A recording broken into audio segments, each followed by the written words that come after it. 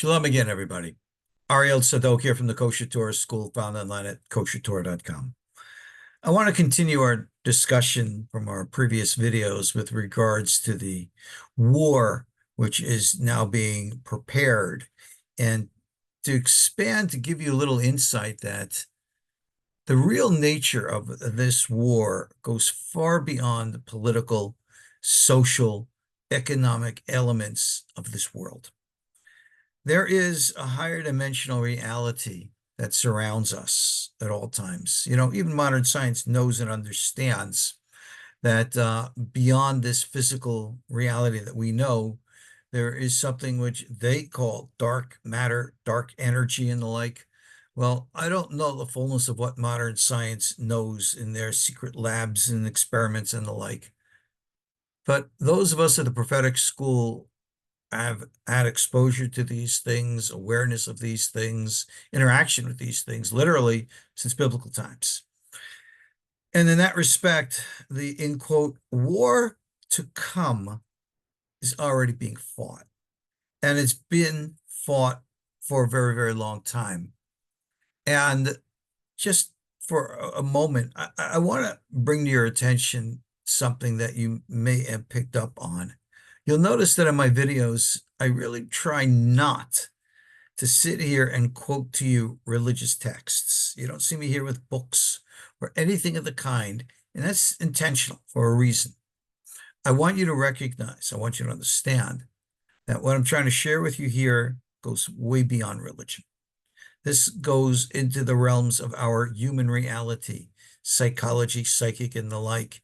And therefore, this is applicable to every one of us, religious, non-religious, doesn't matter anymore.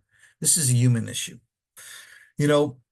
For years and years, I've been trying to educate people to recognize and realize that what we call the spiritual, which people think is being the realms of angels and demons and the like, and that which we have been experiencing in modern times, which we call the realms of the extraterrestrial, they're really one and the same. They've always been one and the same.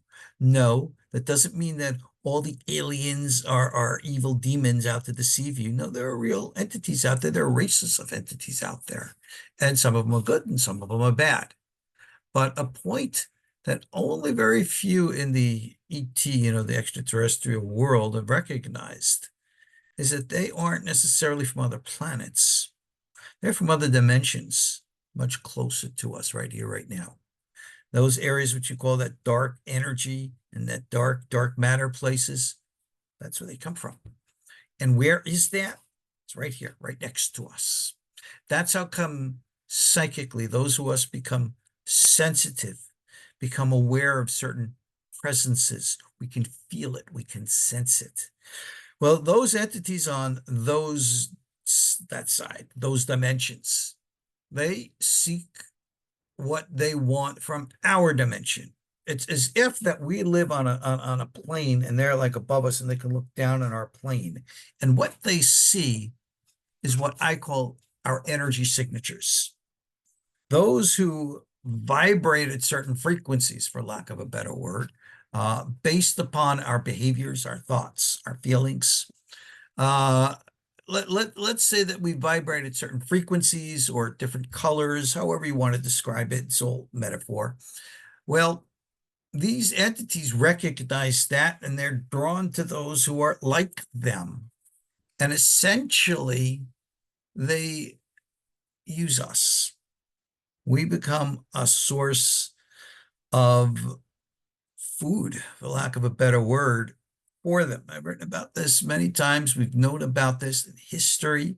We see their malevolent influence upon us. Take a look at history. Take a look at the last 100 years. The death and destruction that these entities have placed within the minds of individuals, creating within their thoughts and feelings irrational hatred, violence, and the like. We've seen the results of this in the last century. And every time that there is a massive death, of human life, They harvest the psychic energy out of us. That's exactly why they provoke this. And they're doing it again. Now, you can ask, well, where is God in all of this? God allows this for one reason, because that which we know and understand as God is the judge, the creator of all things, good and evil. And he understands things. We make the big problem, and I think it's a problem, that the Ten Commandments actually tried to neutralize, which Judaism has tried to neutralize, which I think we overly personify God as being some kind of guy, a person, like a long white beard sitting up there on a chair who thinks like us and talks like us and acts like us. God is no such thing. God is so absolutely above anything that we can understand, that we make and create metaphors and symbolism so as to help make these things understandable to our mind. And that's all well and good, as long as you don't get caught up in the metaphor and the symbolism.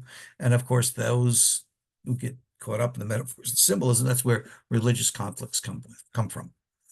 But be that as it may, if you remember the biblical metaphor, the tree of knowledge, good and evil, all of our knowledge is essentially messed up. No one has pure and clear knowledge. That's why God doesn't judge us by what's in our heads, but rather by what's in our hearts. And that is why the forces that are out there that are malevolent and harmful to humanity seek to corrupt our hearts. Look at the downgrade of righteous behavior, morals, and values. This is their specific and intentional intent, so as to corrupt human souls so that they can control human minds and thus human behavior. We are in the middle of a psychic war. Psychic war seeks to control people. Pharaoh back in the days of Egypt did this. Nebuchadnezzar in the days of Babylon did this. And all throughout the ages, leaders tried to do this to control their people. They try to control their minds and thoughts. And all the developments of modern technologies that have come over the past few decades, look at the one direction they're taking us all, and that is complete and total control. They have control over our finances, over our health care, over what we think and how we feel. Everything is a manipulation. Now, the people who are behind this, whoever they are, and please don't go say, oh, it's the Jews. It's not the Jews. Jews don't have a clue about what's going on, in spite of however many individual Jews may be actively involved in things. Well, let's just say those who are, you will notice, are those who violate the Torah, those who don't stand by God, don't seek to do the divine will. They become unwitting agents of evil like anyone else in every one of our religions, faiths, countries, and the like.